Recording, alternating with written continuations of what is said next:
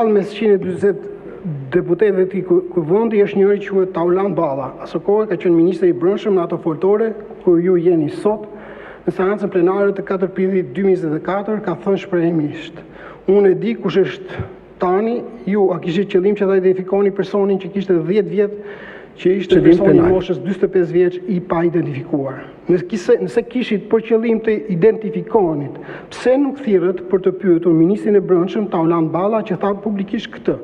Nëse Taulan Balla e di si ministri i brendshëm, ju pse nuk e dini?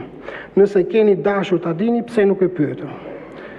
Nëse policia dhe prokuroria përkërkojnë një person të përfshirë në trafik ndërkombëtar droge, ndërkohë që dikush e di kush është ky person, madje e thot edhe publikisht, por këtë nuk e raporton as në prokurori apo polici, a kryen vepër penale të moskallëzimit këtë krimit, keni nisur ju një hetim për këtë. Kjo ka të bëjë me laboratorin e Xibrakës, ku zoti Balliu i referohet një hetimi të prokurorisë së posaçme i rifilluar, pasi më parë ishte pozulluar, për implikimin e mundshëm të shtetasit Olsen Rama në trafikim të narkotikëve.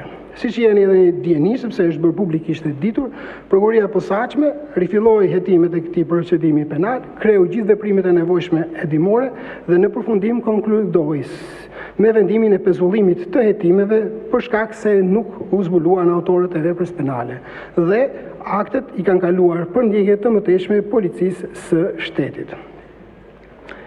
Tjetër pyetje zotit Balliu. Në media është raportuar një presion i mundshëm nga nivelet të larta të ekzekutivit apo nga eksponent të krimit të organizuar ndaj prokurorit të posaçëm Dritan Prençi në lidhje me një çështje që përfshin zëvendësës kryeministrin Belinda Balluku. A ju ka informuar ju prokurori mbi këto presione dhe çfarë masash keni marrë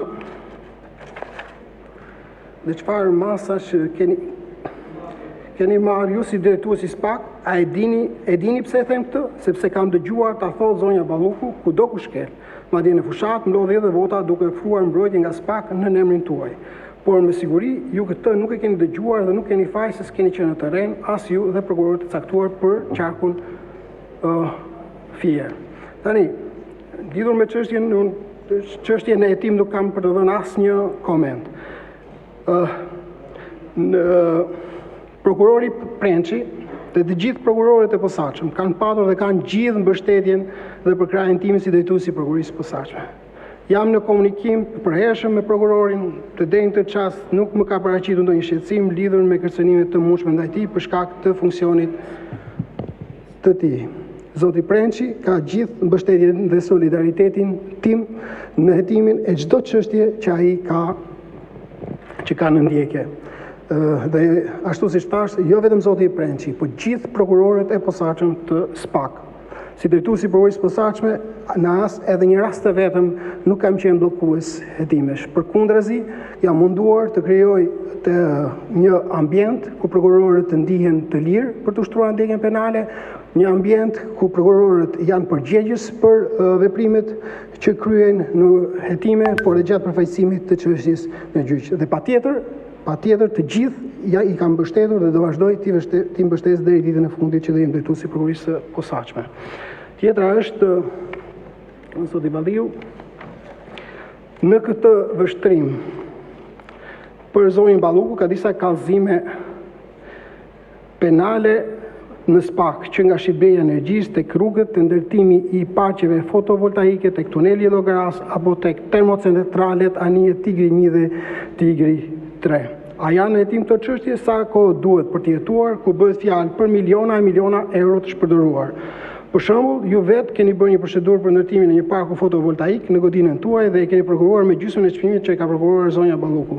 Tani kaq të vështira janë këto çështje sa SPAK i duhen disa vite për të jetuar? Për shembull, çfarë ka kaq të vështirë për të hetuar tek Tigri 1 dhe Tigri 3? Ku vetë kompania raporton në Amerikë se që ka fituar një tender në Shqipëri, ndërkohë që tenderi në Shqipëri nuk është realizuar ende dhe procedura bëhet disa muaj pasi është deklaruar në Amerikë. Siç thash, sa kohë që janë çështje në hetim parapraku nuk mund të jap asnjë lloj të dhëne apo informacioni lidhur me ju me sa pyesni ju zoti Balliu. Tjetër është që koha. Patjetër që koha është e rëndësishme në hetimin e çështjeve penale, por ajo që prokurorët e posaçëm kanë parasysh në hetimin e procedimeve penale që kanë në ndjekje është respektimi i kodeve të procedurës penale që parashikon afatet e hetimit. Afatet e hetimit janë parashikuar në dispozitat e kodit të procedurës penale, çdo prokuror duhet të respektojë ato afate proceduriale. Është i detyruar, nuk është kështu taksative. Dhe sa kohë që çështjet janë brenda afateve proceduriale, atëherë ne patjetër edhe unë të isha në vendin tuaj do më duhej një kohë shumë e gjatë, por ama duhet marrësh konsiderat rëndësinë e çështjes, specifikën e hetimit të çështjeve, ngarkesën e prokurorëve, që kanë shumë çështje të prioritizimi i çështjeve e tjerë. Por, sa kohë që janë brenda afateve proceduriale të parashikuar në kodin e procedurës penale, patjetër që unë nuk mund të them që janë zvarritur këto çështje.